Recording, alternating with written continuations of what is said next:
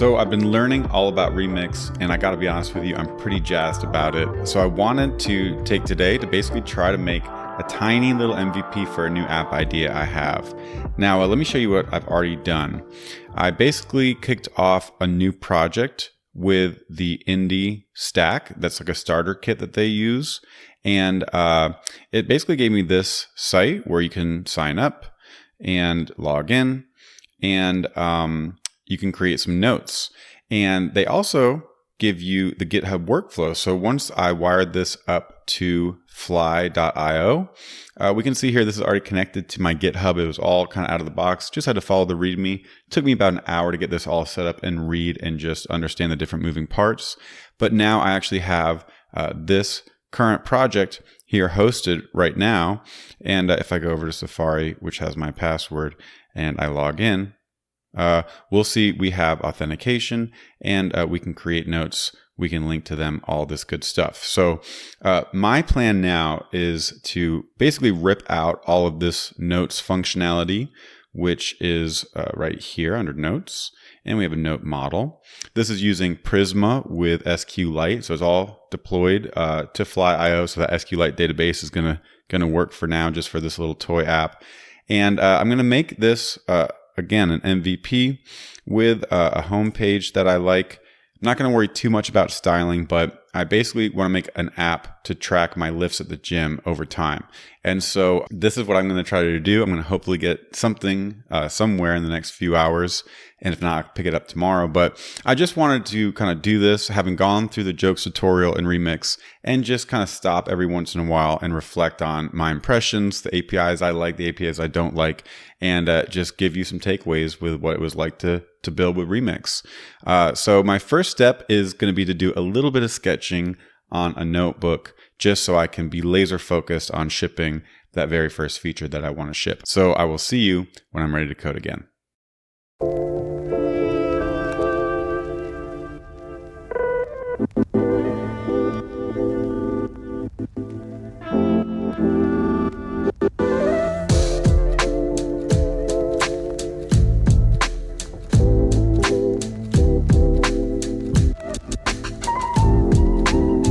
Okay, so I've got basically two screens here, and I think this is what I want to start with. I'm taking a page out of Basecamp's book here. I heard them talking on a podcast about when they were starting their Hey email service, and when they started coding, they literally had a to field for the email address and a text area for the body, and they got the send button to work. And it's this idea of figuring out if what you're building actually is valuable, what's the epicenter of this new project, and focusing on that first. So I basically ended up with two pages here. I've got one for a new entry. So you get to choose the exercise and the date, and then you add sets. And then once you can actually create an entry, because this app won't work if you can't actually create an entry for a workout that you did, then you'll have a page where you can see them. And I think that is basically it. You will choose the exercise here. We'll have the list of all the exercises at the top. You click on it, and you see right down here all of your entries for the exercise. So that's basically what I want to see if I can build and ship. So let's get to it.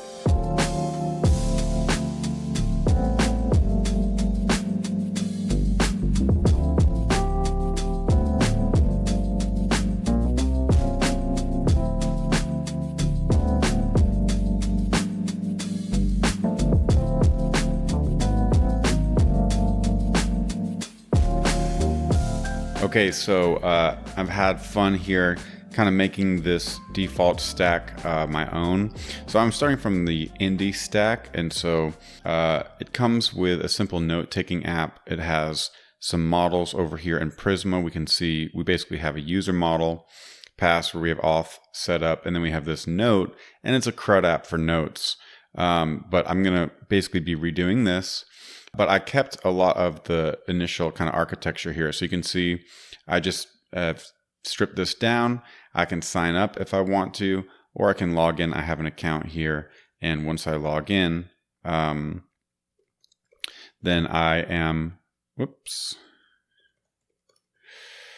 then I'm logged in here and I can now have the log out button. So I kept all that architecture and it was pretty easy to follow. I went ahead and moved this header here into the root because I kind of want to always here. And they give us some cool hooks out of the gate. Use optional user. We can see if we have a user who signed in. And so I can conditionally render this logout button. And this is a form that posts to the logout route. And so this is kind of from the tutorial as well, the way they do this. So it all makes a lot of sense how this is working. If you've never used Remix before and you don't have experience with like a traditional server framework like Ruby on Rails, then some of the architecture here might be new. But for me, even doing the tutorial kind of felt like I was back in my Rails days, which there's something really fun about that. It feels really solid. There's a lot of existing prior knowledge you can rely on. And even just hacking around in this, the fact that this was all given to me, but I felt like I knew my way around, is a really cool benefit of more opinionated frameworks like this. So I've been having fun so far. It uses Tailwind. That's what I like. It came with that setup. So I went ahead and, just made the header persistent, and I made the home page here say entries. So that's going to be index under routes. So you can see under here, routes, we have all these pages. These are all in TypeScript, but I'm actually not using TypeScript because I don't use TypeScript. I'm sure I will one day, but I don't today. And it's working along just fine. If you do this, I just had to add this no implicit any to my tsconfig to make it happy. But everything else is going good. I have this entries header, and this is, again, for my mockup, where I'm going to be displaying kind of all the entries once you actually create them. But I wanted to let the user be able to create one first because, like I was saying, it doesn't do anything if it doesn't have that core functionality. So this new entry button is a link. We can see, again, all of this is based on React Router. It's going to be links. You can refresh it out of the gate. You don't have to think about that. You just use links and it works. And I'm working on this form right here. And so I just kind of went to entries new and kind of took a glance at the notes new just to see some of this stuff. But basically you just use a form here, which is an import from Remix. But other than that, it's pretty much the same. It's just like a normal form. So I just scaffolded out kind of a very simple static version of this form. And we can see that I can choose the exercise. I just have some static options so far. This is all just HTML. And then I have date. Thank God we have date pickers now in HTML. And I defaulted that to new. I installed a couple libraries, brought in date functions. Everything has been working really great as far as the build tooling and the speed of rebuilds is going. So that's really nice. So I go ahead and default this today. Again, you can just refresh this and it's going to be good to go. And I actually commented this out because in my mockup, I have this notion of sets. So if you're going to do an exercise like the bench press, you're going to have multiple sets associated with it.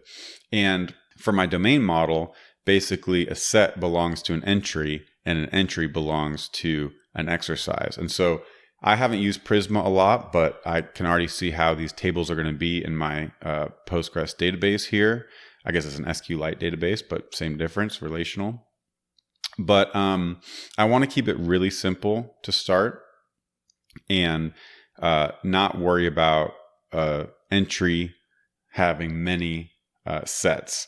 And because you're basically going to have to be able to increase these sets, like add a new set and have that appended to the form and create the whole graph of models on the back end. Now, I think this is going to be pretty straightforward. I think Remix is actually situated to handle this really nicely because once I submit this form, I'm going to come up here to an action and I'll get all those params and create that graph of data.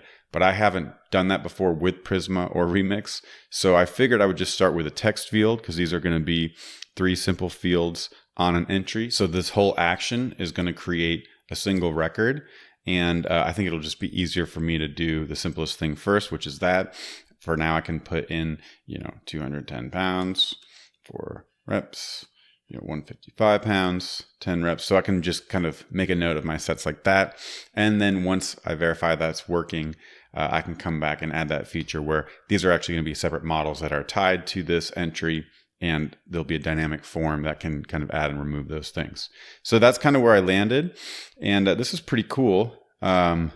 basically the way you do this is you submit a form. So you have a form with the method post, and I have this button save, and this is type submit. So this is going to submit the form, and we are going to get this error message that says error, route entry is new, does not have an action, but you're trying to submit to it. So to fix this, please add an action function to the route. So this is our loader.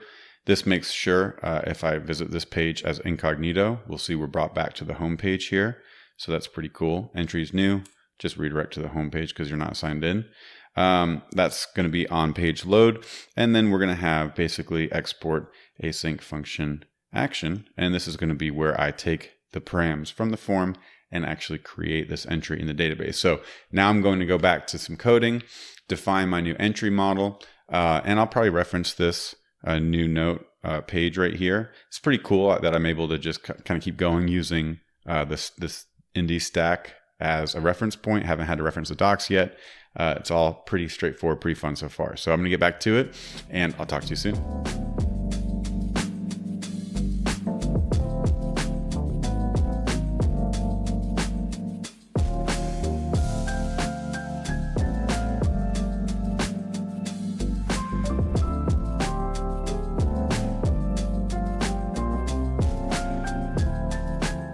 Okay, so I'm getting closer here. I went ahead and went to the schema and created an exercise and an entry model.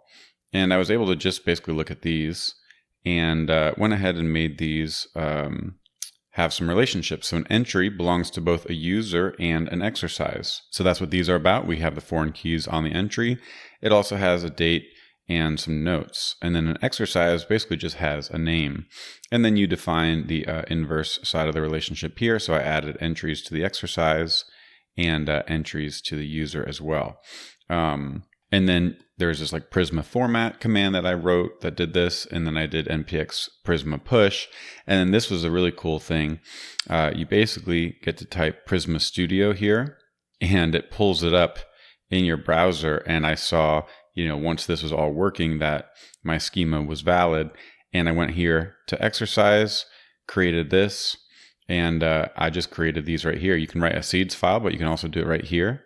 So I could do deadlift and go ahead and save that. And you see it gets an ID and everything like that.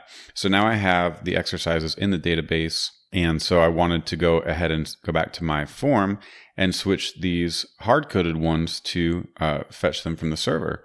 And so in this select right here, back in my form. And so I comment these out. These need to be loaded when the page is rendered. So I came up to my loader, which currently was just checking to see if there was a user and redirecting. But now I just go ahead, grab Prisma from my DB, find all the exercises, return it as JSON, and now I can use loader data. And right here, my select iterate over exercises, render an option for each one with the value as the ID. And so now if I refresh this, there's deadlift. We just added that. Pretty cool. And in my action, I went ahead and got the form data from the request, and I grabbed the exercise ID, date, and notes, which are all based on the name that each one of these inputs has, and went ahead and logged them. Now, one thing that's a little takes some getting used to is like this code is running in the server. So I run console log, and I'm used to, I want to kind of just see it right here, but you're not going to see it right here because it's running in the server. So if you come back to your terminal, well, there we go. We see the user ID, the exercise ID, the date, and the notes. And there the notes is blank. But if I were to type in something and hit save, we'll see it right there. So this form is all wired up, all ready for me to use Prisma to create the entry. And I'm going to do that right now.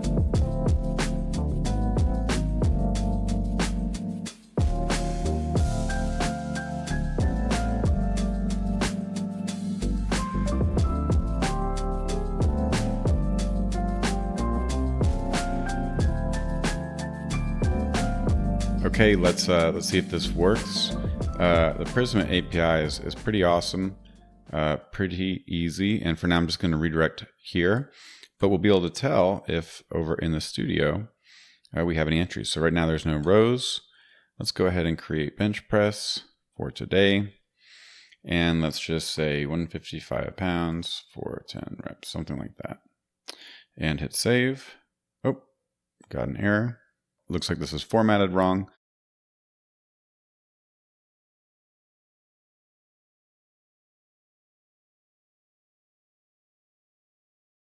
Okay, looks like we got it. I think my type on my new entry model, if we look at the schema, is a date time for the date, but I actually want it to just be a day. I don't want it to be have a time. But when I tried to do this here and just make this a date, which I know Postgres supports, it says type date is neither a built-in type nor refers to another model. So this could be because I'm using SQLite or there's some extra config option. I'm not going to worry about this right now. I'm just going to add this part when I'm creating this with Prisma, just a time zone of 0, just a time of 0 with this time zone here. So just want to get this working now. But I was redirected, so let's come over to Safari. And if I refresh, look at that. We've got an entry here for an entry. We've got a row for our entry model. So that's pretty cool. You can create entries now. To finish this up, I want to find all of the entries for the current user and display them right here.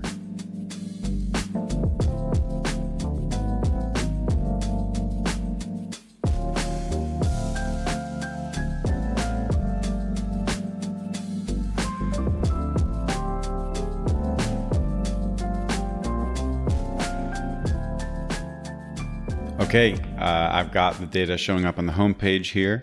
And what was the one thing that I ran into? I needed to basically learn how to make this request that includes data from the exercise. I know there's ways to select only what I'm using here, but I'm not really worried about that right now. But yeah, this is pretty awesome. My loader finds all of the entries for the current user ID, which I get right here. And then I return those, grab them from user data, and then for the user, I just iterate over the entries, and then now I can do entry.exercise.name. I love this, by the way, again, coming from frameworks with more sophisticated model layers. Rails has like one of the most sophisticated I've ever used. Ember also has kind of an ORM that has relationships, that's relationship aware. I know Prisma doesn't quite have all the power of some of those, but just having the notion of relationships built into my APIs here, and I can just keep chaining off of them. So an entry has an exercise, which has a name. If I just fetch the data, then I can access it just like this. Again, didn't have to look at, after I figured out how to include, I didn't have to look at any docs, and using date functions right here to say Tuesday, March 22nd, and rendering the notes right here so we can come create a new entry, choose deadlift. Let's just say it's, 285 pounds for 4 reps, something like that. And it's going to show up right there. And I can, of course, sort these by date. Now, what I want to do in a future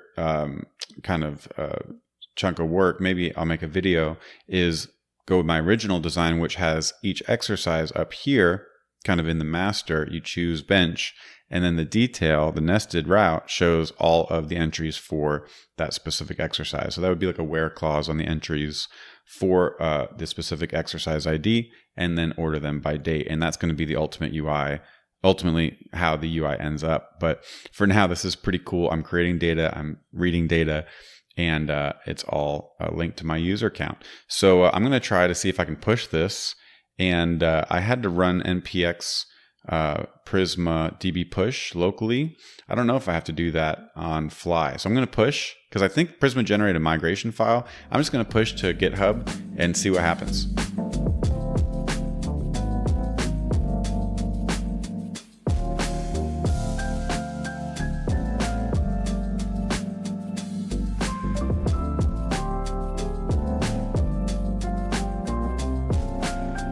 Okay, well, it seems like I'm not quite able to get the migrations running on fly, but that's okay because we ended up with an awesome app here.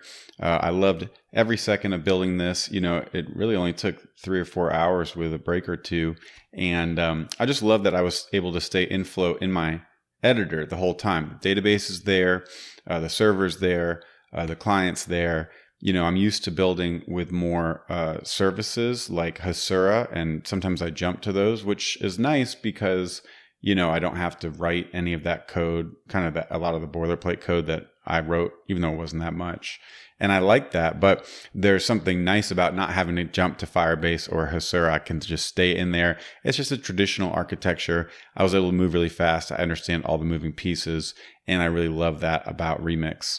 I'm super excited to keep working on this app. Another thing I like is I just know where I'm going, and I'm confident I can build kind of any feature I want to next, because it's, again, all right here. And I just like that there's one way of doing everything. You know, if you want to load data, use a loader. If you want to mutate data, use an action. And there's basically, that's it. That's the only way of doing things. And it'll be interesting to see how when I get to a point where I want to do more sophisticated, like client-side stuff with React, modals and transitions and all that kind of stuff that I'm used to writing hooks for and just being in the client for, how that will work with the kind of server architecture that Remix gives us. So yeah, there's just something, these stacks are new. I basically started with a bunch of boilerplate code from this stack, which was awesome for getting me going.